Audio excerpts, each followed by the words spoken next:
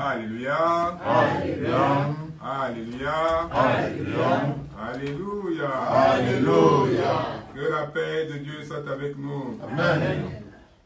Nous disons merci à notre Seigneur Sauveur Jésus-Christ qui m'a fait grâce de venir parmi vous pour annoncer la bonne nouvelle. Et nous savons que je remercie aussi le chargé qui m'a invité. Et j'ai tenu à être là parce que quand on dit on t'invite pour annoncer la bonne nouvelle, quel que soit le moment, le temps, on trouve toujours le temps. Parce qu'avec notre Seigneur Jésus-Christ, il n'y a pas de frontières. Là où tu es, si tu es disponible, il faut y être. Parce que c'est la parole de Dieu qui sauve. Et c'est la parole de Dieu qui délivre. Et aujourd'hui, nous avons entendu deux lectures. La première lecture qui se trouve dans le livre de Psaume 51, du verset 3 au verset 9. Et qui nous parle de la repentance de David à travers, parce qu'aujourd'hui, et la deuxième lecture qui se trouve dans le livre de Matthieu chapitre 18, du verset 15 à 20, qui nous parle des offenses, hein, c'est ça aussi, hein, le pardon. Oui, le pardon. Voilà, pardon des offenses, car en fait souvent on offense quelqu'un et puis on n'arrive pas à comment s'y prendre avec la personne. Et aujourd'hui, on va essayer de découvrir pourquoi David, il a fait le psaume 51, pourquoi il a prié, pourquoi il a demandé à Dieu. Et aujourd'hui, on voit que à travers cet psaume, c'est ce que nous récitons tous les jours. Parce que c'était quelque chose qu'il avait touché à travers l'acte qu'il a fait. Parce qu'aujourd'hui, souvent, on commet des actes et on n'arrive pas à reconnaître nos actes. Ce que Dieu nous demande aujourd'hui, à travers cette prière, pourquoi?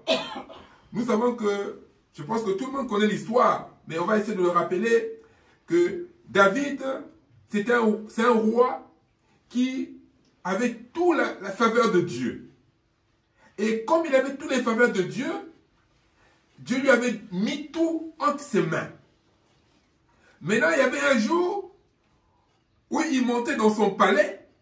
Il arrive en haut de son palais. Il découvre que en bas, son voisin, il voyait que la femme de son voisin était en train de prendre la douche. Parce que, vous savez, en ce temps-là, il y a des maisons où vraiment la douche était dehors. Et comme en Afrique, on a vécu.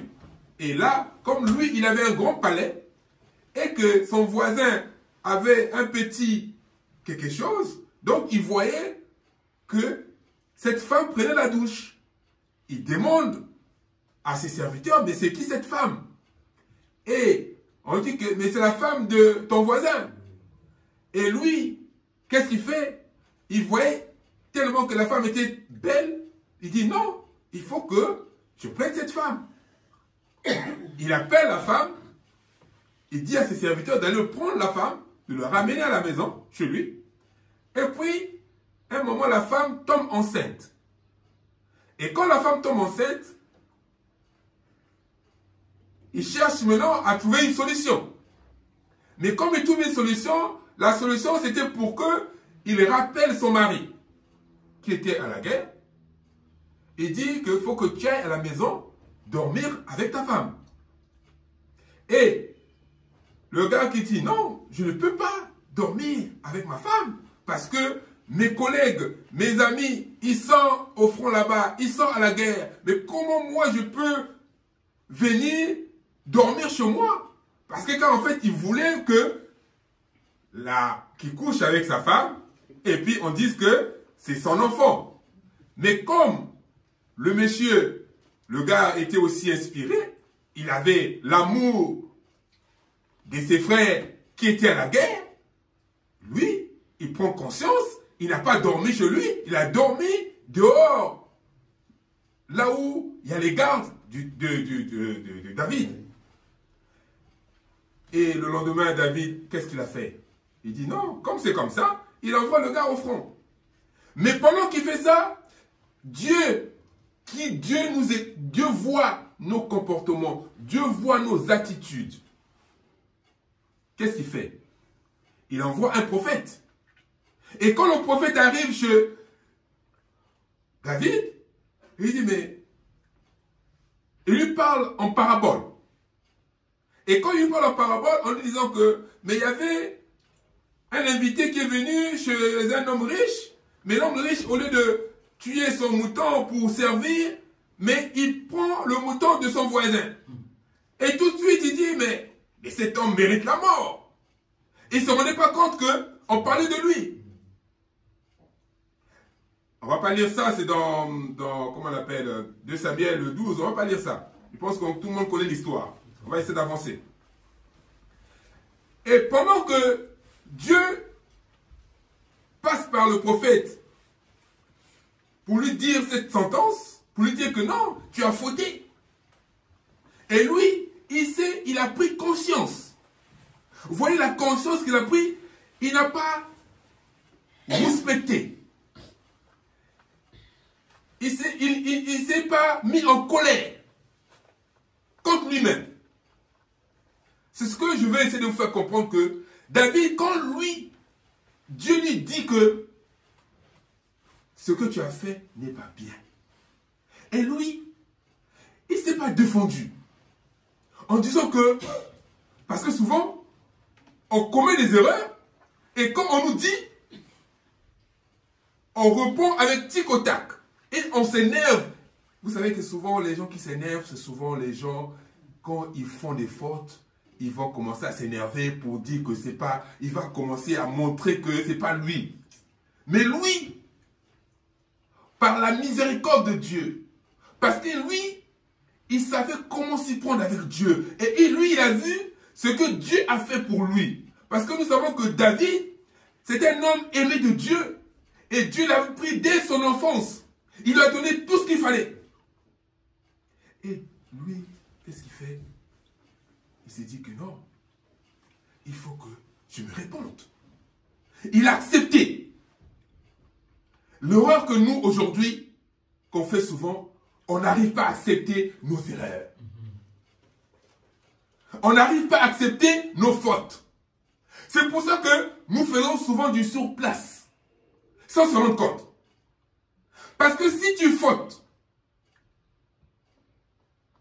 il faut que tu reconnaisses déjà. Et lui, avec la faveur de Dieu, il dit non. Il faut que tu fasses quelque chose pour que cette chose-là reste.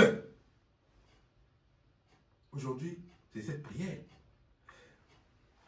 En principe, cette prière, on doit le réciter doucement, calmement. Parce que les paroles qui sont là-dedans, c'est des paroles qui sont profondes. Mais nous, comme on connaît par cœur, nos défauts, on connaît les choses par cœur et on ne fait pas attention aux paroles. Si quelqu'un peut nous prendre le verset 3, nous dit quoi de le psaume 51?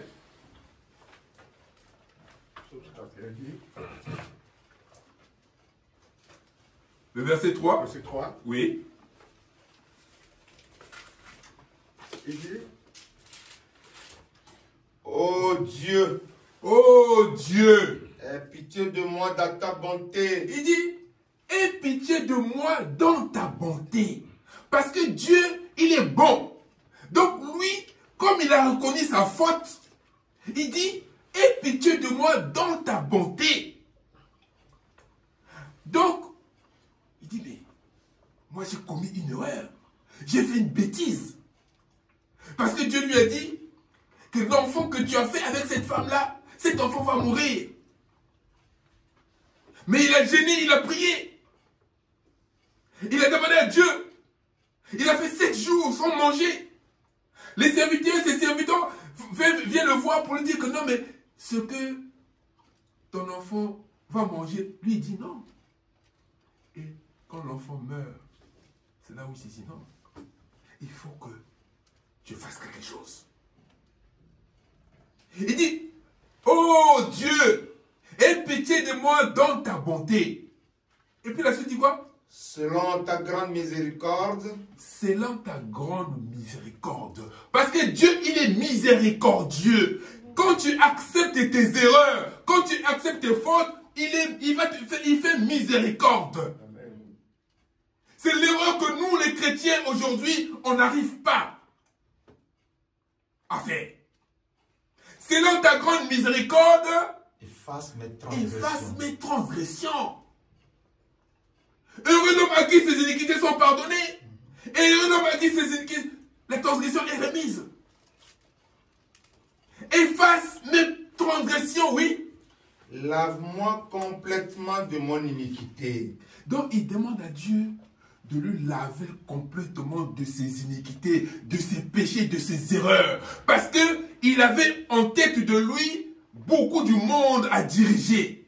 Mais lui, s'il ne montrait pas l'exemple, les gens ne devaient pas le suivre. Aujourd'hui, on parle toujours de David parce qu'il a montré l'exemple. Et aujourd'hui, quand on te nomme responsable, il faut que toi, tu montres l'exemple. Il faut que les gens s'identifient vers toi. Parce que tu es un poteau, tu es un flambeau. Donc David, c'était un flambeau, il savait que à travers tout ce qu'il faisait, les gens devaient toujours être derrière lui. Quand tu fais une bêtise, quand tu fais une erreur, reviens vers Dieu. Oui. Et purifie-moi de mon péché. Il dit, purifie-moi de mon péché. Car je reconnais mes transgressions. Vous voyez, il reconnaît ses fautes. Il reconnaît ses erreurs. Et mon péché est constamment devant moi. Parce qu'il savait que cette péché-là devait le suivre. Parce que tu tues le mari de ton serviteur. Mais c'est quelque chose de grave. Et lui, il n'était pas bien là où il était. Donc il était obligé de faire quelque chose de puissant aussi. Parce qu'il était beaucoup inspiré. Parce que l'Esprit de Dieu était avec lui. Oui. J'ai péché contre toi seul. Il dit, j'ai péché contre toi seul. Il n'a pas péché contre le peuple, mais il a péché contre Dieu. Parce qu'il y a des péchés que nous péchons contre Dieu. Parce que Dieu lui a tout donné. Oui. Et j'ai fait ce qui est mal à tes yeux. Et j'ai fait ce qui est mal à tes yeux, oui. En sorte que tu seras juste dans ta sentence. En sorte que tu serais... Parce que, vous savez, la sentence de Dieu, quand ça arrive, c'est pour ça qu'on dit qu'il vaut mieux avoir un problème avec un homme que avoir un problème avec Dieu. Le roi Saül, quand Dieu l'avait rejeté, il n'a pas respecté. Il n'a pas accepté. On l'envoie et lui, quand il part, il va faire de n'importe quoi. Et quand Dieu lui dit, à travers le prophète qui va le voir pour lui dire que, mais ce que tu as fait là, il dit non, j'ai fait ça j'ai fait ça. Non, vous voyez que lui, il s'est défendu. Oh, dans la vie d'un homme, c'est un conseil personnel. Ça ne sert à rien de se défendre. Quand tu sais que tu as fauté, accepte. Et quand tu acceptes, Dieu aussi fait faveur. Amen. Mais si tu ne veux pas accepter, tu veux te défendre. Et à la fin, on va te retrouver comme c'est toi qui l'as fait. Et pourtant, hier, tu as crié que c'est pas toi, c'est pas toi. Oui. Sans reproche dans ton jugement. Sans reproche dans ton jugement. Parce que c'est lui le seul juge. Oui. Voici, je suis né dans l'iniquité. Je suis né dans... Parce que nous sommes... Il est né dans le péché. Comme on dit au commencement, nous avons hérité le péché de Adam et Ève. C'est ça qui nous rappelle. Nous sommes nés dans l'iniquité. Et notre mère nous a conçus dans le péché. Mais tu veux que la vérité soit au fond du cœur. Mais tu veux que la vérité soit au fond du cœur. Oui. Fais donc pénétrer la sagesse au-dedans de moi. Vous voyez? Mais tu veux que la vérité soit au fond du cœur. Mais il veut que Dieu pénètre sa sagesse au-dedans de lui. Oui. Purifie-moi avec le sang du Christ et je serai pur. Là-bas, il dit, là on dit purifie-moi avec l'hysope. C'est quoi l'hysope? L'hysope, c'est un fruit. C'est pas un fruit, une fleur. Une plante. Et en ce temps-là, avec l'hysope, vous vous rappelez, quand les enfants d'Israël sortaient, avant de sortir d'Égypte, Dieu avait envoyé l'ange de la mort. Parce qu'il savait que le temps est arrivé pour que les enfants sortent, les Hébreux sortent de l'Égypte. Donc c'était la préparation de la Pâque. Ce que nous sommes bientôt, on arrive bientôt dans cette préparation parce que la semaine prochaine, ça sera les rameaux. Donc c'est dans ces genres de périodes qui ça s'est passé. Et c'était bientôt la Pâque. Qu'est-ce que Dieu a fait? Il a demandé à Moïse d'aller dans les maisons, de tuer des agneaux et de faire des linteaux. Et ces linteaux-là, on devait prendre les feuilles d'hysope pour mettre dans nos maisons, dans les linteaux. Parce que la feuille d'hysope, c'est une rituel. C'est-à-dire que c'est des cérémonies comme nous faisons à l'église. Et c'est des cérémonies pour la purification, pour purifier les lépreux. Si tu prends Exode 12, verset 22. J'aime bien quand on est actif pour les... Exode 12, yes? Oui, maman? La colonne, 12 plutôt. 12. Verset 22. Oui. Vous prendrez ensuite un bouquet d'hysope. Vous prenez ensuite un bouquet d'hysope, oui. Vous le tremperez dans le sang qui sera dans le bassin. Et vous toucherez le linteau et les deux poteaux de la porte avec le sang qui sera dans le bassin. Nul de vous ne sortira de sa maison jusqu'au matin. Nul de vous ne... Parce que Dieu... Que Dieu te bénisse, maman. C'était une parenthèse. Que Dieu, quand il a commencé, il leur a dit ça. Vous voyez l'hysope, le rôle d'hysope, ils vont tremper dans le linteau, dans l'eau ou dans le sang de l'agneau, qui est aujourd'hui le sang de Jésus-Christ.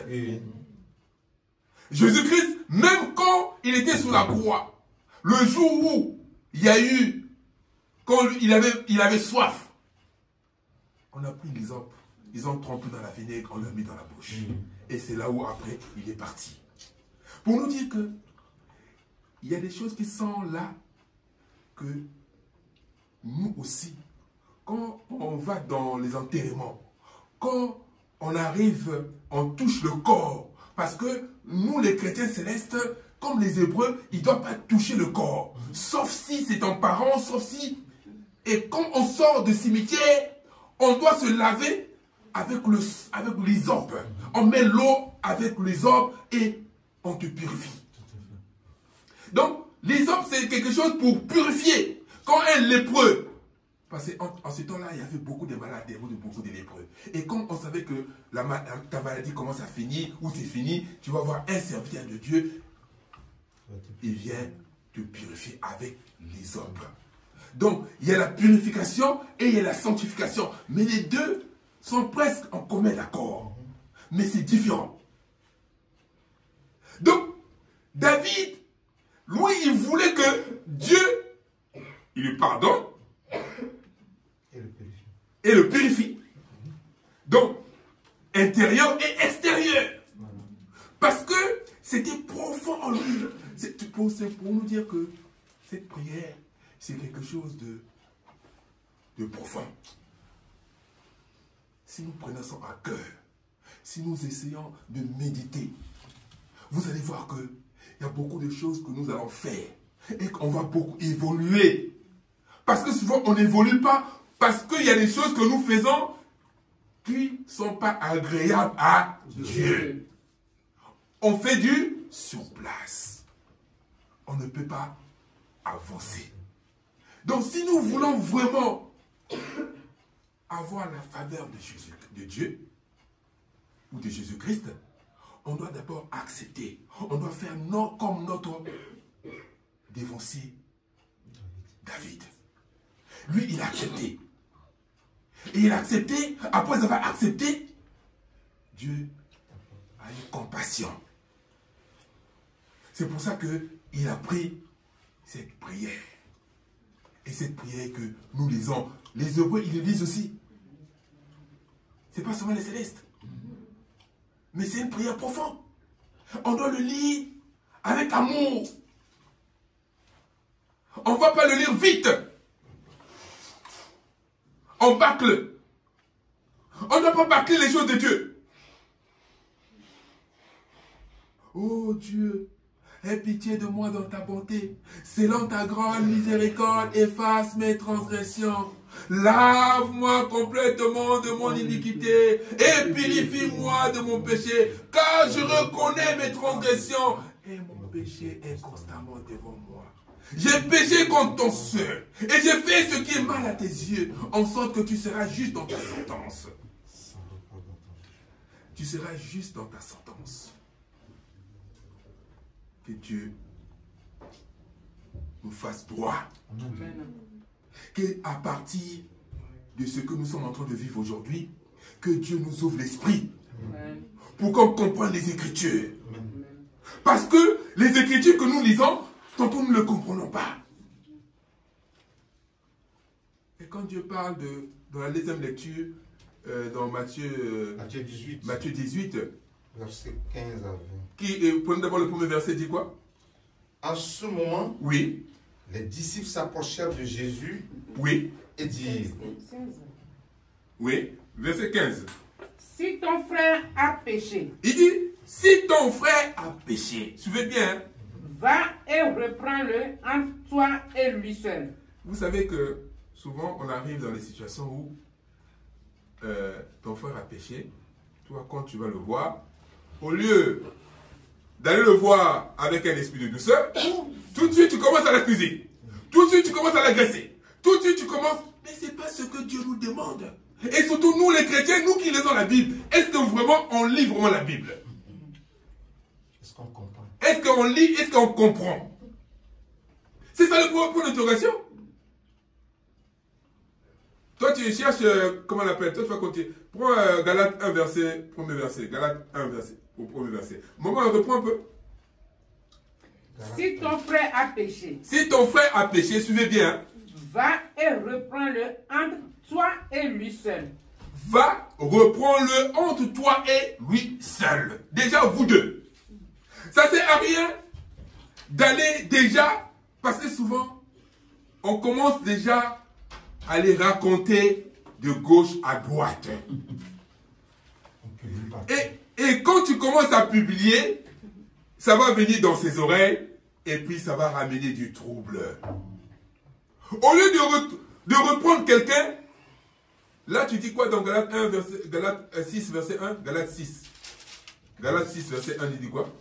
Frère, oui.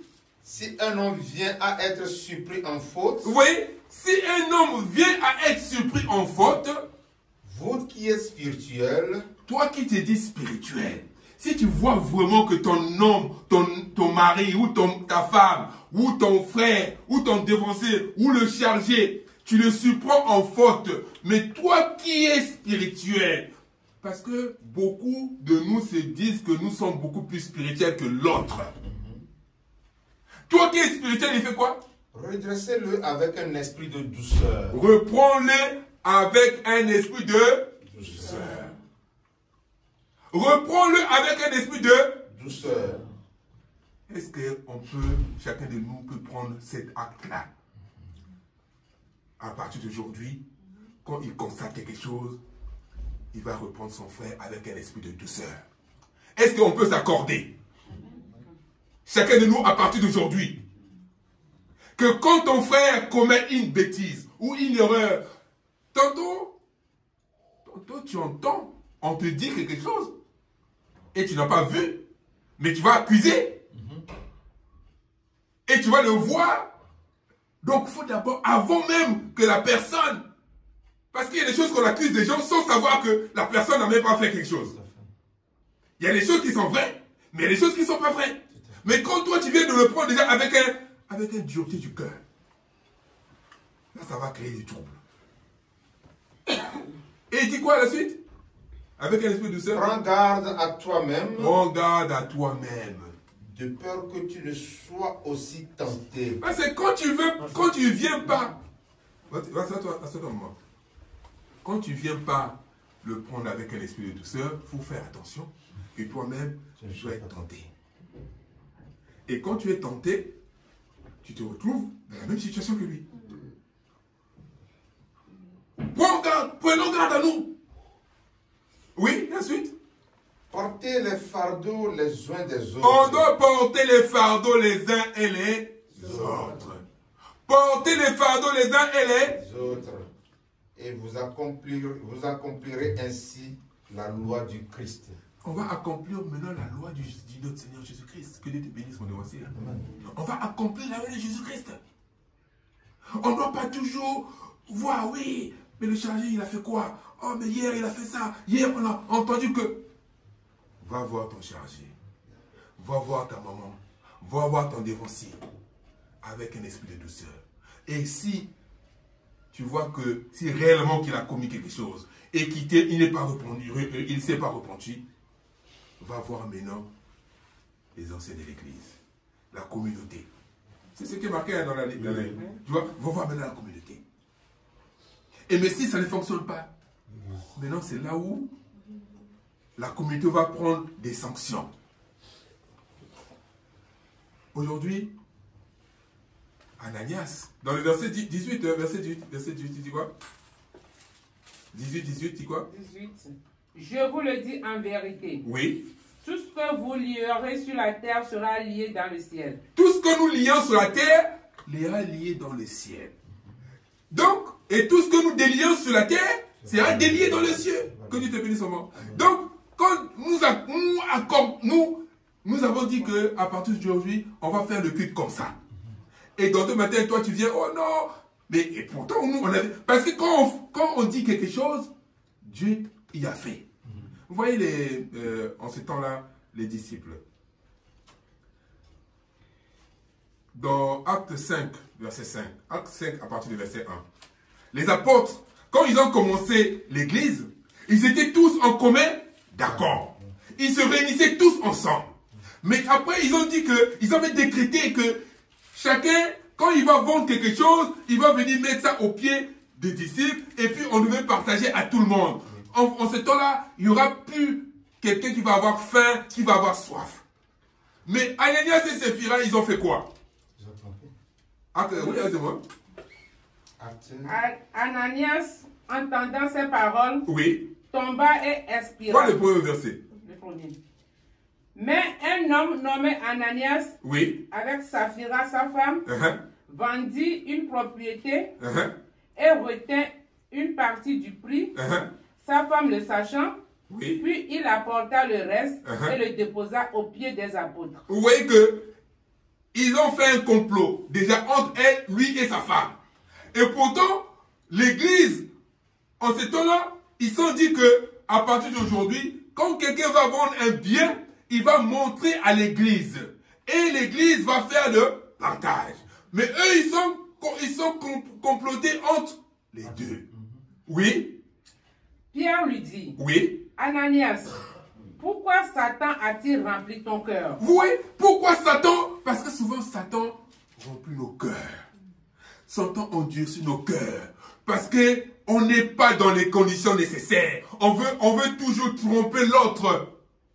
Mais on ne se rend pas compte qu'on est en train de tromper Dieu. Parce que c'est Dieu qui nous a donné les choses. C'est Dieu qui nous a fait.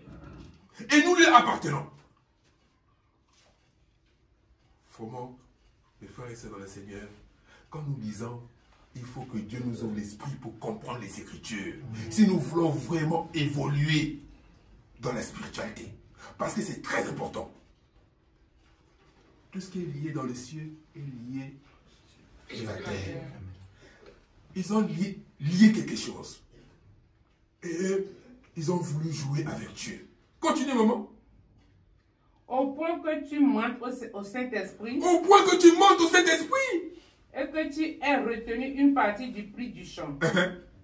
S'il n'avait pas été vendu, oui, ne te restait-il pas? Oui. Et après qu'il a été vendu, le prix n'était-il pas à ta disposition? Oui. Comment as-tu pu mettre en ton cœur un pareil dessein? Ce n'est pas à des hommes que tu as menti, mais à Dieu. Que Dieu te bénisse, on va nous souvenir sur l'histoire. Ce n'est pas à des hommes que nous avons menti, mais à Dieu. Ce n'est pas à des hommes que nous avons menti, mais nous avons menti à Dieu. Mes frères et sœurs, faisons très attention. Et le verset 19 de Acte 18, dans Matthieu 18, verset 19 à 18 à 19, il dit quoi? Je vous dis encore que oui, si deux d'entre vous s'accordent sur la terre pour demander une chose quelconque, oui, elle leur sera accordée par mon Père qui est dans les cieux. Vous voyez, par exemple, là, nous sommes là. Si nous accordons en quelque chose, nous voulons demander quelque chose, Dieu va venir. Daniel, vous savez, Daniel, il y a un moment où le roi Nebuchadnezzar avait fait un songe. Et comme il avait fait un songe, il voulait avoir le discernement de ce songe. Et quand il voulait avoir le discernement de ce songe, il ne comprenait pas. Il ne comprenait pas comment. Parce qu'il avait dit aux sages de le retrouver le discernement. Mais il a dit, si je n'ai pas le discernement demain, vous aurez affaire avec moi. Tous les sages, je vais les tuer. Mais Daniel faisait partie. Mais Daniel, il a fait quoi? Il est parti voir ses frères. Quand il a entendu la sentence, ils vont tuer tout le monde. Il est parti voir ses frères. Il s'est accordé avec ses frères. En priant, en demandant à Dieu. Vous voyez, ils sont accordés. Daniel 2, verset 12 ou 13. Verset 13, non? Daniel 2, verset 13. Il va voir, oui, maman. La sentence fut publiée. Oui. Les sages étaient mis à mort. Oui. Et l'on cherchait Daniel et ses compagnons pour les faire périr. Alors Daniel s'adressa d'une manière prudente et sensée à Arjoc, oui, chef des gardes du roi, oui, qui était sorti pour mettre à mort les sages de Babylone. Qui était sorti pour mettre à mort les sages de Babylone, oui. Il prit la parole et dit à Arjoc, commandant du roi, oui, pourquoi la sentence du roi est-elle si sévère? Pourquoi cette sentence est si sévère? Oui. Arjoc exposa la chose à Daniel. Oui. Et Daniel se rendit vers le roi et le pria de lui accorder du temps. Oui. Pour donner il pria de lui accorder du temps pour donner au roi l'explication. Oui. Continue. Ensuite, Daniel alla dans sa maison et il instruisit de cette affaire Anania, Michaël et Azaria, ses compagnons. Ça, c'est ses compagnons de route, oui. Les engageant à implorer la miséricorde de Dieu. Les engageant à implorer la miséricorde de Dieu. Les engageant à implorer parce qu'ils voyaient que la sentence était tellement trop dure. Et lui, comme il avait l'Esprit de Dieu en lui, il voit ses frères, il demande à ses amis, il dit non, il faut que nous prions pour que Dieu nous révèle ce discernement du roi. Vous voyez que quand un ou deux personnes s'accordent en demandant quelque chose, Dieu est au milieu de nous. Et la suite, vous allez lire. Après, Dieu lui a donné le discernement. C'est pour ça que tout ce que nous vivons dans la Bible, là, c'est pour notre exemple. Nous avons besoin d'une salle. Nous avons besoin de... Mais on doit s'accorder. entre nous. Il dit, Seigneur, révèle-nous là où tu vas nous amener. Mais il faut qu'on soit en commun d'accord. Faut qu'on soit en commun. Faut qu'on soit en commun. Commun d'accord. C'est très très important. Si nous sommes en commun d'accord, vous allez voir que les choses que vous allez faire, ça va avancer, ça va fonctionner. Et il ne faut pas déjà qu'un parmi nous commence à douter. Parce que quand on commence à douter, ça ne peut pas avancer. Si quelqu'un sait que, à travers ce que vous êtes en train de faire, s'il n'est pas content ou s'il doute, il prend ses affaires, il part, il évite de ramener les mauvaises ondes. Parce que quand on amène les mauvaises ondes dans un lieu, on ne peut pas, ça ne peut pas évoluer. Demandons à Dieu, Seigneur, c'est toi qui as voulu que nous arrivons là, mais c'est toi qui vas faire en sorte qu'on avance. Quel que soit le temps, quel que soit le moment qui va arriver. Si nous voulons vraiment avoir affaire de Dieu. Et le verset 20 nous dit quoi de Jean, de Matthieu, hein? Matthieu 18. Oui. Là où 2 ou 3 sont assemblés en mon nom, je suis au milieu d'eux. Oui, car là où 2 ou 3 sont assemblés en mon nom, je suis au milieu d'eux. Donc nous savons que là où nous... Alléluia. Alléluia. Alléluia. Là où...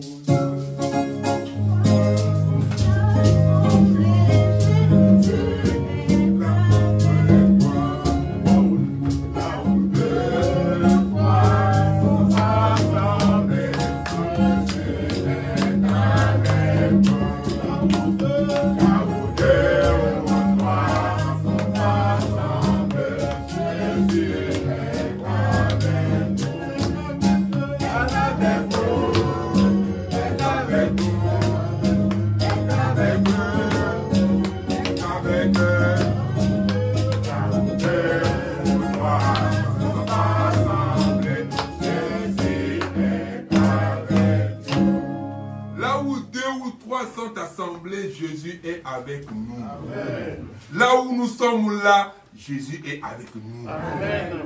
Quand vous réunissez quelque part, vous priez pour demander quelque chose, Jésus est avec nous. Amen. Quand vous faites même une prière, quand vous exhortez, parce que les gens confondent des choses, quand vous vous exhortez, quand vous parlez de quelque chose, Dieu est au milieu de nous. Amen. Parce que c'est lui qui l'a fait, qui l'a dit. Vous voyez les disciples, quand Jésus a été tué, après enterré, et puis il était enseveli. Et quand il est ressuscité, les femmes, les anges ont apparu aux femmes. Et la nouvelle s'est répandue avec les disciples. Mais les disciples il y avait 2 disciples de Jésus. Ils partaient, ils quittaient, ils avaient entendu la nouvelle. Maintenant, ils partaient dans le chemin d'Emmaüs. C'est Luc 24, non? C'est ça, je pense que Luc 24. Ils étaient en train de partir. Et ils étaient en train de parler. Verset combien? Partie verset 13. Oui. Pilate. Luc 24. Luc 24. Okay. 24.